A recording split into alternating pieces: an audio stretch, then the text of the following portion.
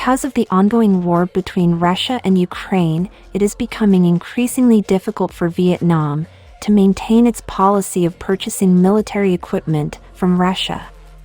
In fact, it is believed that Russia has been purchasing back military supplies that had been previously sent to Myanmar and India. The Russian defense industry struggled to meet its existing orders and commitments to other nations.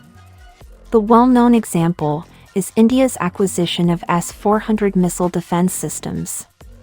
The production and delivery of defense weapons have been delayed or even suspended, disrupting the supply chain. Consequently, the Russia-Ukraine war has revealed the dangers of relying on a single nation for arms. Vietnam, like India, depends on Russia for more than 50% of its arms supplies, which has been jeopardized by the conflict. Why is Vietnam modernizing its military? Vietnam's geographical location provides the impetus for its modernization effort. It has a 3,200-kilometer coastline and its massive northern neighbor that have been at odds for decades over contested frontiers and disputed territory in the South China Sea. China is increasing its pressure on Vietnam, especially over their overlapping claims to the South China Sea.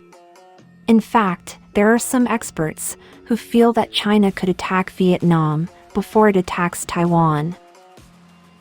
While China hasn't openly threatened to invade Vietnam, the two Asian countries' navies have engaged in frequent and occasionally deadly skirmishes at sea. An event at sea might potentially disturb the decades-long calm along their common boundary. The last war the two historical adversaries fought in the 1980s, the so-called Third Indochina War, saw Chinese forces launch numerous border incursions. Vietnam doesn't have a security pact or network of pacts with any major power.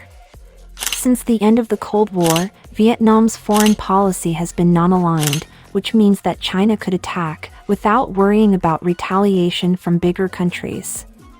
Even though ties between the US and Vietnam have improved in recent years, Washington's comprehensive partnership with Hanoi is the lowest level of partnership in Vietnam's hierarchy.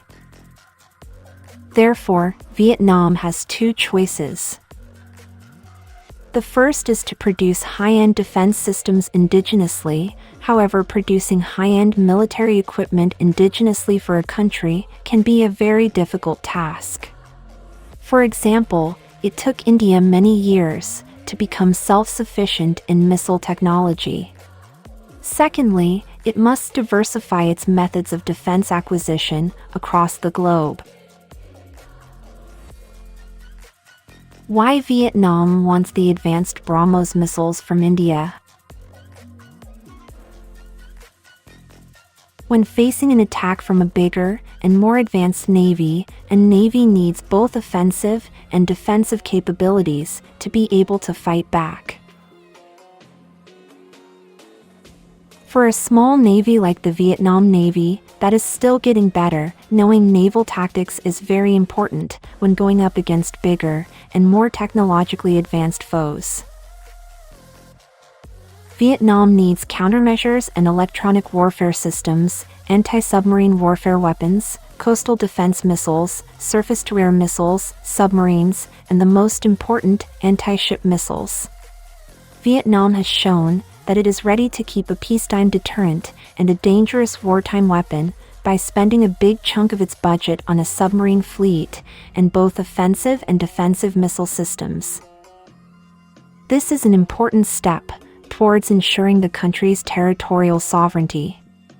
Vietnam already has the Russian Bastion P mobile coastal defense system. It is a powerful coastal defense missile system made by the Russian company NPO Mashinostroyenia. The system is well known for its long-range anti-ship missiles, which let it hit targets from a significant distance.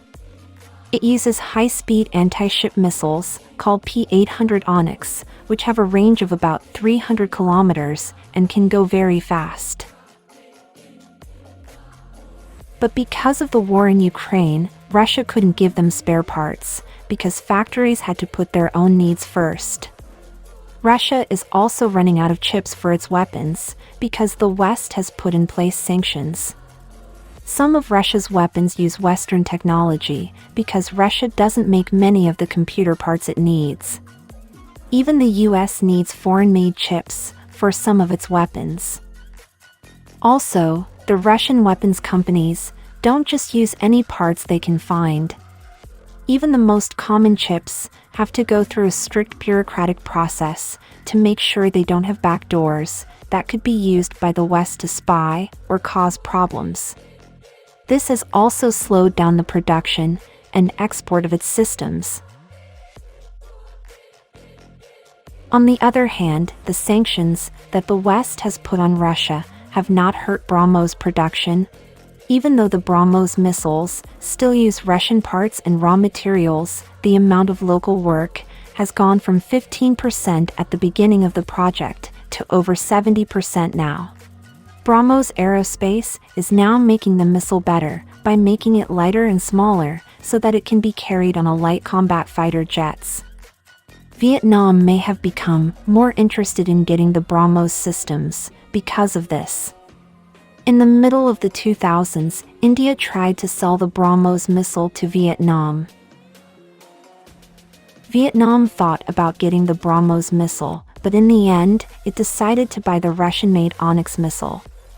Because at that time, the BrahMos was still being developed and hadn't been put into use yet.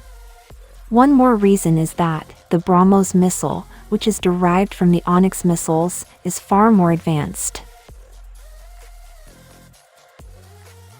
It has a better speed, and it is considered to be the fastest cruise missile in the world. Additionally, it is well renowned for its adaptability across multiple platforms. It does better than the P-800s in stealthiness, tracking, and seeker technology, all of which have improved a lot since the missile's first flight.